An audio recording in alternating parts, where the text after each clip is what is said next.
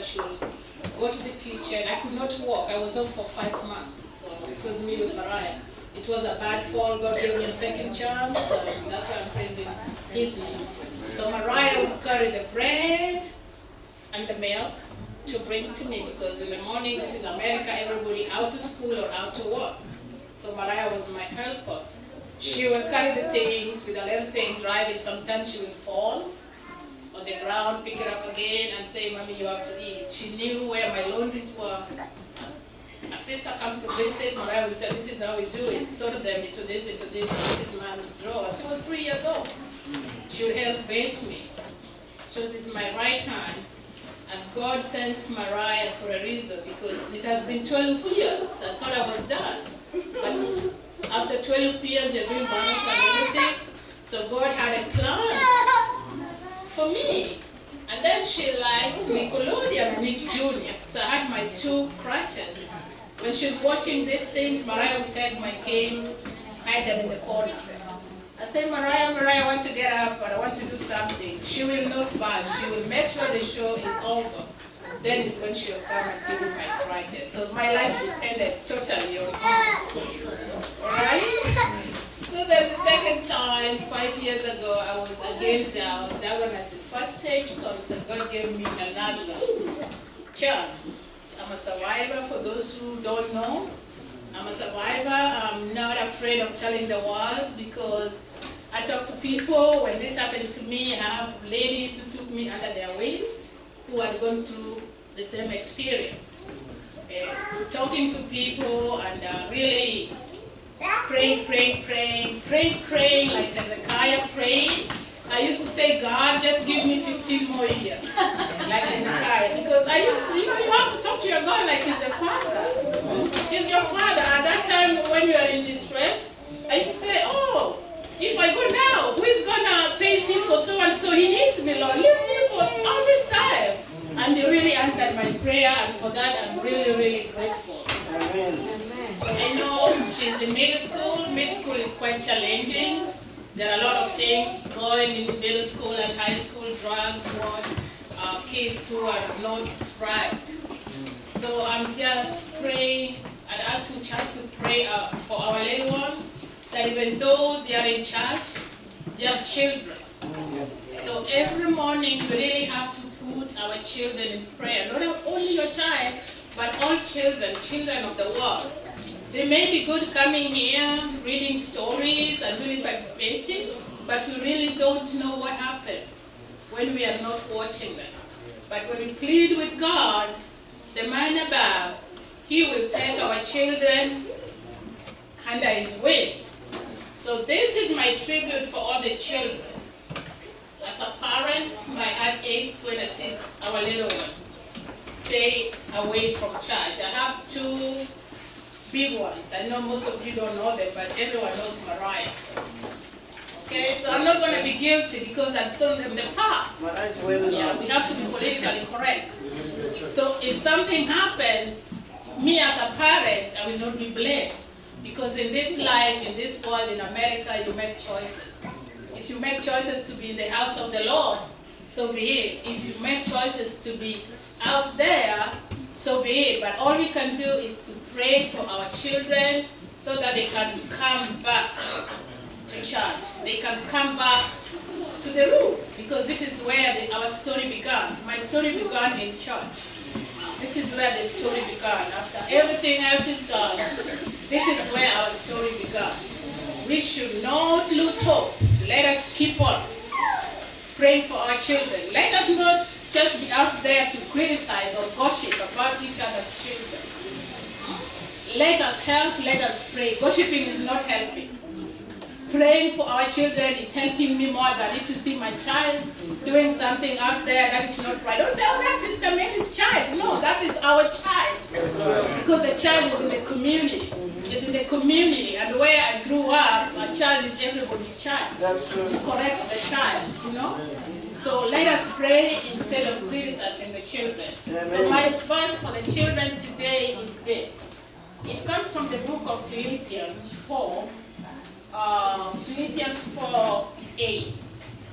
It says, meditate on these things, children. Finally, brethren, whatever things are true, whatever things are noble, whatever things are just, whatever things are pure, whatever things are lovely, whatever things are of good report, if there is any virtue, and if there is anything praiseworthy, meditate on these things. The things which you learned and received and heard and saw in me, this do, and the God of peace will be with you, children. You can do all things through Christ who strengthens you. You are wonderfully, fearfully made in God's image. So let nobody stop you or tell you that you cannot do anything. You can do all things. Thank you very much. Amen.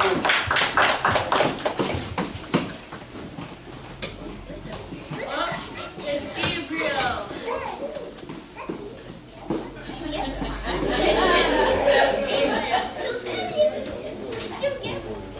Praise God. Now, when you look at the picture, there's Gabriel there, and there's the dad there.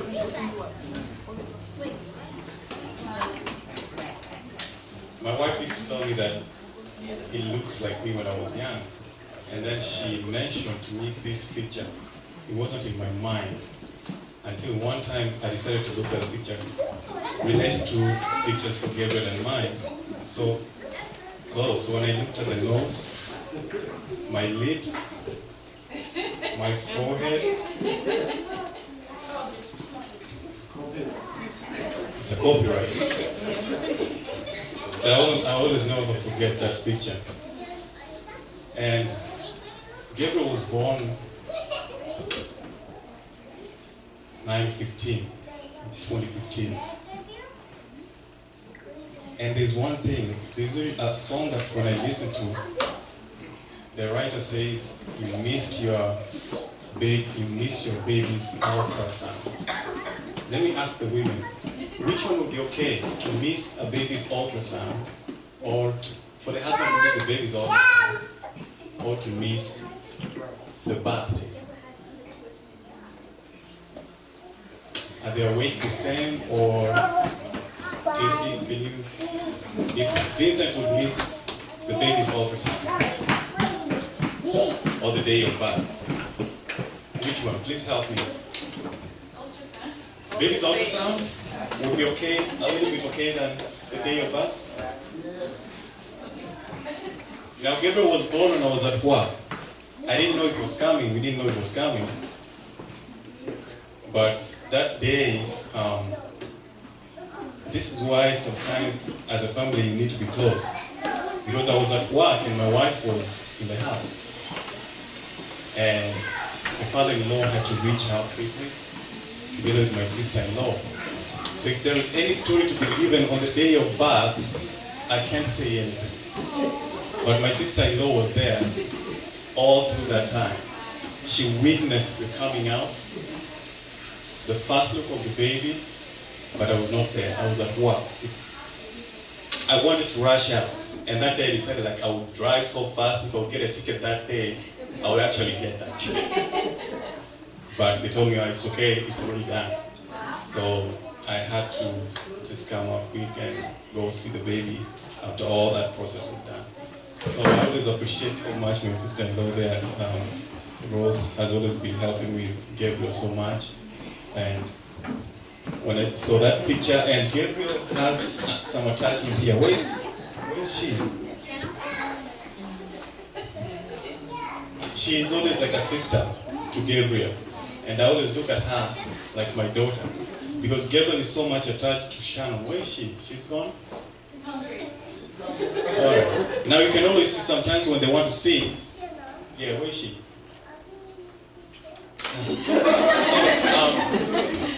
They always want to be together.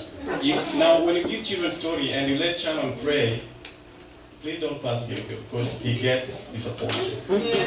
So he always wants to make sure that he does anything that Shannon do. So we have to monitor that if it's a good thing or a bad thing. But we thank God again for that because each time we see him, it reminds us of what our parents go through. And before we had him, we were always quick to make our plans. But now after having him, we had to tone it down a little bit.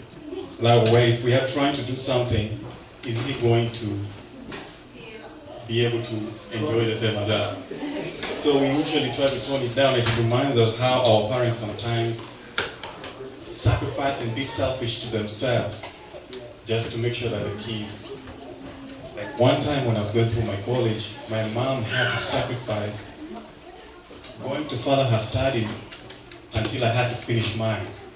And I thought that, why don't you just go ahead and do it, finish, and then get the job that you wanted, but she decided to do that. So sometimes it reminds us how our parents sacrifice a lot, and it helps you to shape up the way you get along with your child.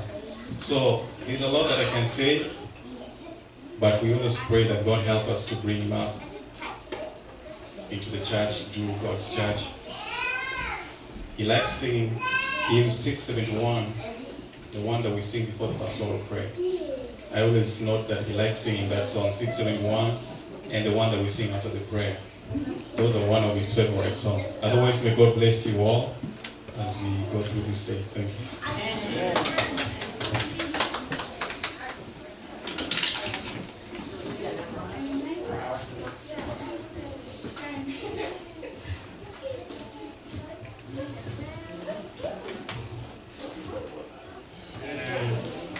Happy Sabbath once again. Yeah, he's growing taller than me, and he used to be here. Yeah, he used to be little. I adopted him as one of my sons when I came here. He has been so close to me, and Adrian is such an active boy, and also gifted in so many things, in speech, in athletes, and also look at other things like personality he has. And the other boy here is also a man. He's a light guy of the day, always polite and quiet, but also humble in the Lord. So as we talk and speak about the little boys and girls, please, we also have to remember them in prayers because of the challenging one that we have. So I appreciate so much the Lord for being with you and the rest of you. May God bless you all. I have to say something about those two boys too. When we started Children's Church, one morning it was Gabe, Emmanuel, Adrian, and Mariah, and myself in there. And they were amazing. You know, sometimes you want to start something, but you're not sure how you're going to do it, especially when you're few in numbers. And these kids asked such good questions, and they were so enthusiastic about it, and we just were so real, and they encouraged me to keep going. This little one here, today's her first day, and she participated.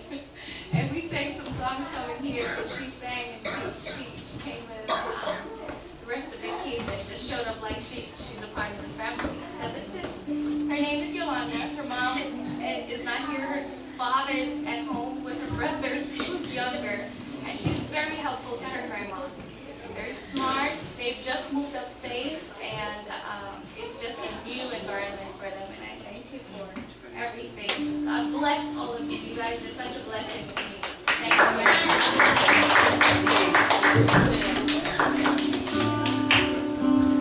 I'll be brief. I just want to say thank you to all the children here.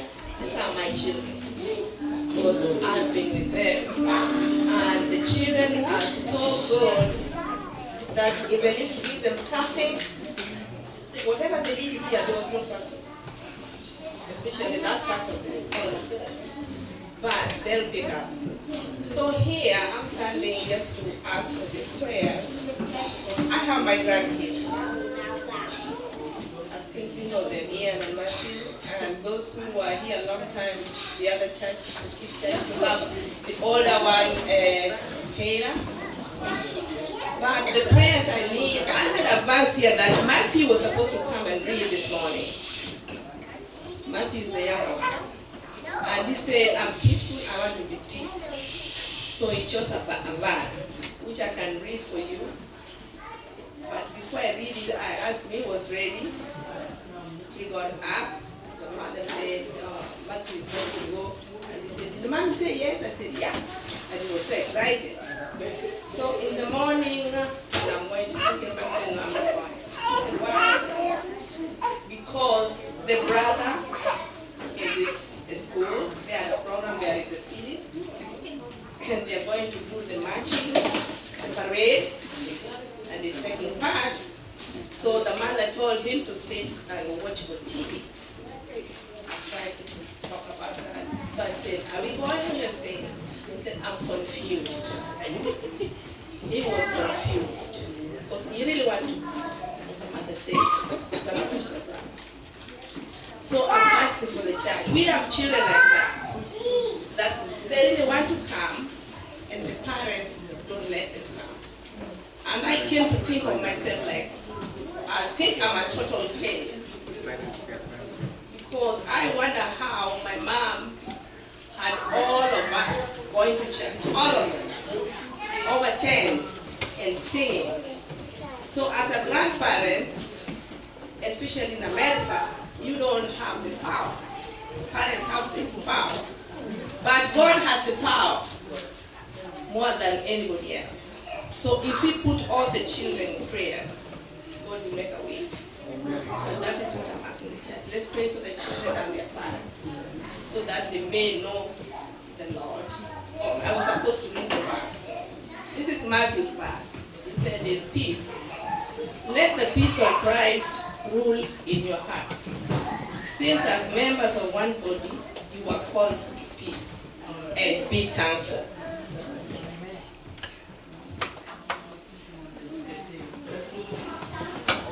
Parents, you come here, want to sing a song, then as the church will. Everybody else?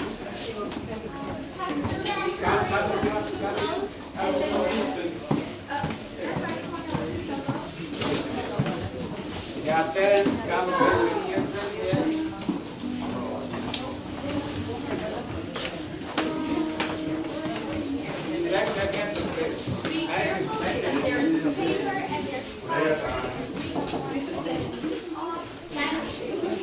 As they prepare me as a pastor of this church, I'm taking the opportunity to praise the children for the activity that they have shown today. They are coming up. There's only two things that I need to say before we round up. I know that matter before we get the prayer. The Bible is also have a lot of instructions to the fathers. The fathers, Solomon said one thing in Proverbs chapter 22 verse 6. You all know it? Train up a child in the way they should go. So fathers, train up a child. Bobby Samuel, train up a child in the way they should go. Then they won't forget it. And then the children in Ephesians chapter 6 says, children, obey your parents. That is the only law with a promise that you should live longer in this world. If you want to live longer, train up, obey your parents and live longer in this world. Okay. No, wait, Elder Kisama's going to pray first, and then we're going to march out to that song. Yes, I'm going to pray first. Shall we stand up for closing? No. He's going to just bless them now. March out. All right, shall we pray? Heavenly Father, we want to thank you for this opportunity, Lord, of having our children share with us what's at their heart and show us their love for you. We are so grateful because sometimes we don't realize how our kids love God. Also, Lord, we want to dedicate them to you, Lord. As they are here, Lord, let your Holy Spirit touch them, just like they touched the young man Samuel. Let your Holy Spirit touch them and call them to yourself. They are the future of this church, that they may serve you. When we will be gone out of this world, they will be there to stand in for you, Lord. Also those of us who are their parents and their elders and their leaders in this church, Lord.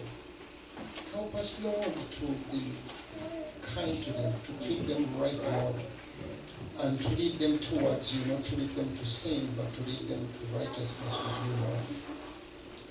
As we leave the church, Lord, we pray that you bless us with your blessings, Lord. Those who are sick, we pray for them, Lord, that you will touch each and every one of them. We pray for our members wherever they are, let your Holy Spirit touch them over there too. We want to remember the relatives of those who died in the plane and those who died in the massacre in the mosque, Lord. We pray that you be with each and every one of them because they're going through a tough time. And we pray for anybody who has lost a loved one. We know they're going through a tough time. But we also, those of us who are alive, there is a day coming for us. We too will one of these days be called home.